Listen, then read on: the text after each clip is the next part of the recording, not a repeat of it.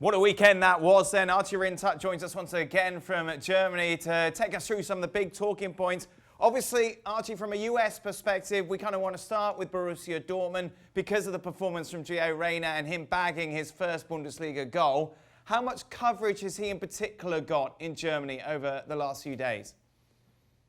A lot. In fact, there's a whole article about him in Kicker magazine over here. Kicker is a twice-a-week football magazine focused. It does sport, but the large focus of it is football. And it's reviewing his rise to the top and including his contribution on Saturday night. And there was so much to unpick from that, whether it's just how happy he looks playing in a Borussia Dortmund shirt to begin with, how comfortable he looks on the ball as well. But in particular, the moment that I'd pick out was actually after the game. He's there with his fellow 17-year-old Jude Bellingham, and they've got their arm around one another, and they both spot each other on the big screen. And it was a lovely moment because they were both just bright, like broad smiles across their faces, and you can see how much he's enjoying this environment, playing with other young, quick attacking players. And Lucien Favre has been speaking very highly of him as well. Lucien Favre is known to be pretty reserved, and the in-joke with all the German journalists over here is that Lucien Favre says nothing in any press conferences. But Favre has been speaking highly of how intelligent he thinks Reyna is and all the qualities that he has as a player.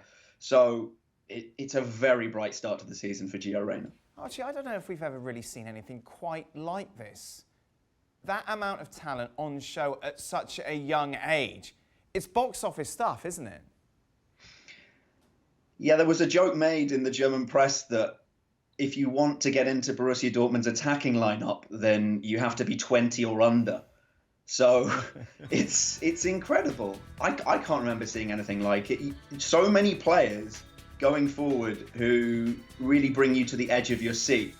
And I think you've got a brilliant side in terms of to watch in Bayern Munich right now, but this Dortmund side are going to be a lot of fun to watch this season. I think that's almost one of the most encouraging things, is that this is all happening at the start of the season, and it just fills you with so much promise for what's to come.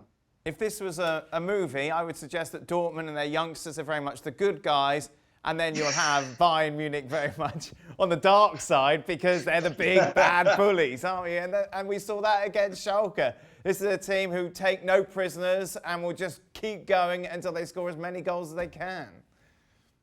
R.I.P. your mentions from Bayern fans after that. God, dear me. You should see it from United fans. I have to say, though, this Bayern side, just from a football point of view, I was there in the stadium on Friday and was enjoying watching this team so much. The flair, the enjoyment that they're having right now. You saw it with that one move in the first half when Thomas Müller-Dummied and Serge Gnabry took a first-time touch past a Schalke defender on the volley it was. And then, of course, that Rabona from Robert Lewandowski. The fact that it didn't really prompt a reaction from Schalke shows you the state that Schalke have come into the season in, and the pressure that there already is on them going into the second game of the season. But, of course, Bayern are going to have this tag of being the ruthless bad guys. But they've been wearing that for quite a long time now, and I think they relish it as well. And where are they looking in the transfer market before it closes? Are we done, Archie, with both Dortmund and Munich? With Dortmund, I think we are, but with Bayern, looks likely that Sergiño Dest is going to join the club from Ajax. I know that Hansi Flick has spoken about wanting another option in terms of on the wings. He thinks it might be a little too soon for Jamal Musiala, who became the 5th youngest Bundesliga scorer of all time when he scored Bayern's 8th against Schalke on Friday, and became Bayern's youngest scorer in the Bundesliga of all time. So a really great prospect for them. He was back in action for Bayern's second team in the 3rd division, though, over the weekend as well. So I wonder if Flick is having thoughts about, is he ready or not? But all the vibes that Hansi Flick has been giving is that he would like another option there. But most importantly, having somebody for backup for Benjamin Pavard at right back, because Joshua Kimmich is somebody that he now sees as a central midfielder. I said the other day that Dest can play on the left flank. I think it is more on the right where he's more accustomed to. And other than that, maybe another option in the centre of midfield as well. But yeah, as for Dortmund, it looks like most of their business is done. Jan was here at the weekend. He made a good point, I thought, when he went, all the teams that were rubbish last season are rubbish again this season, citing the fact that Schalke were terrible again. Josh Sargent's Werder Bremen as well failed to impress. And these two face off this weekend with a lot online so early on, only week 2. I'm heading to that. And that is looking like El Sakiko, because oh no, that's almost as bad as your Rebanovsky, or whatever the hell you used on Friday.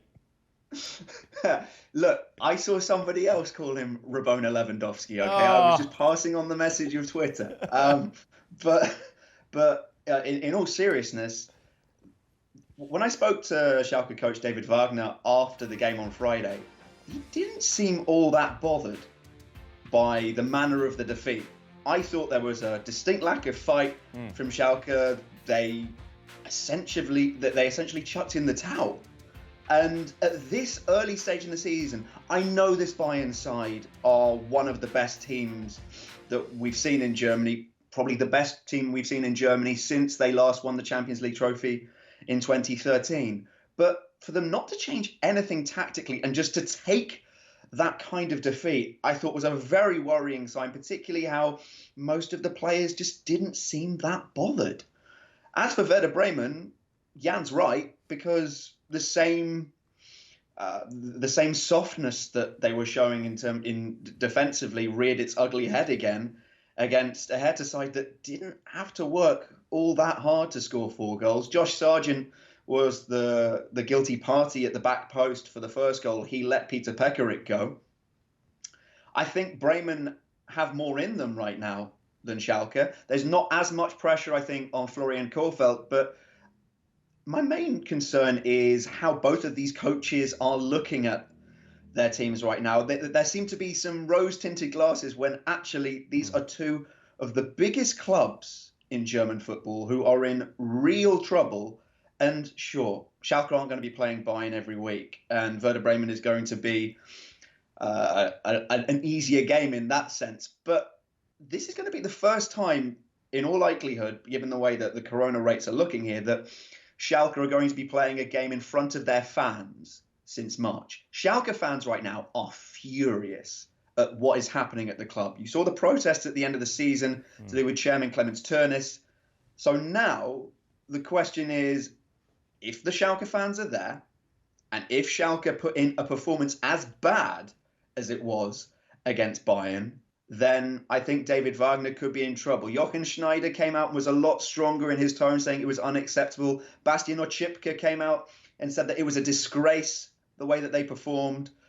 But I didn't see that quite the same urgency from David Wagner. Maybe he's trying to play it down for his own sake, but was not impressed at all by Schalke, apart from the opening 60 seconds.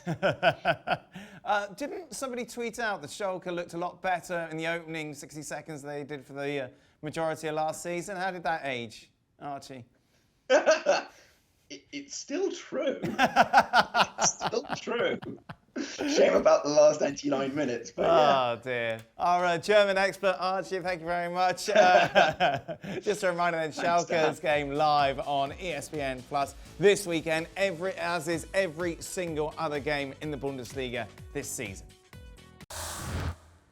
Well, thank you very much for watching ESPN on YouTube. For more sports highlights and analysis, be sure to download the ESPN app. And for live streaming, premium content, and let's not forget as well, ESPN FC 7 days a week, subscribe to ESPN Plus.